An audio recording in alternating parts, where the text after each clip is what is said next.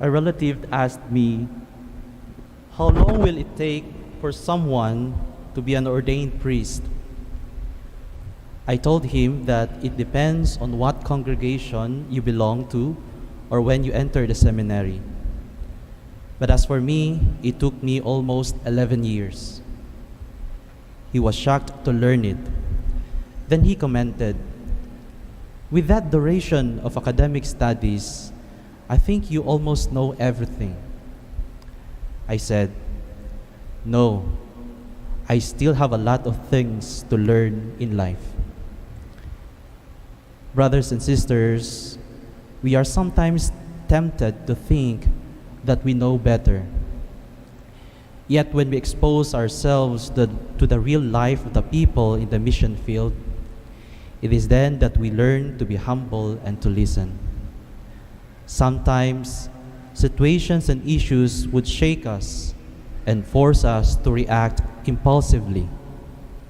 And at times, when people seek advice, we tend to give solutions to problems than guide them to make and own their decisions.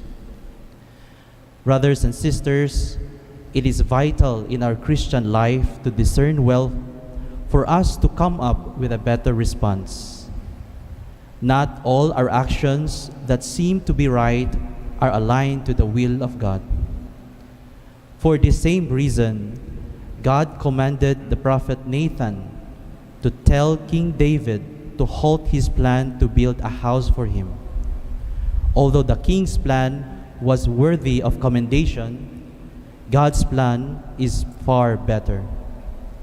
And this is what I believe Christians can learn from Saint Joseph, the husband of Mary.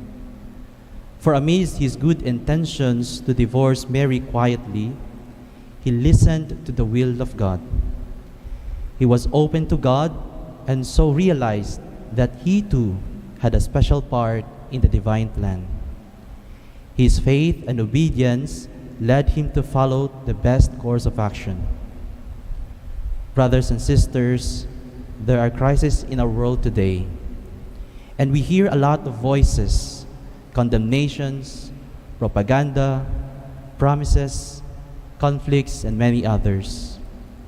And if we let ourselves be carried away by our emotions, the feeling of being right and knowledgeable, then we could end up committing mistakes. The solemnity of Saint Joseph reminds us to pause and to listen to what God is telling us. For faith is both listening and doing, and it is only through prayer that we can enter into the atmosphere of God's will for us, a place wherein trust can grow. Therefore, as we face the various concerns in our daily life and society, let ourselves be guided by the hands of God, trusting that His plans are far better than ours. For surely, actions that are fruits of genuine discernment and prayer will never go wrong.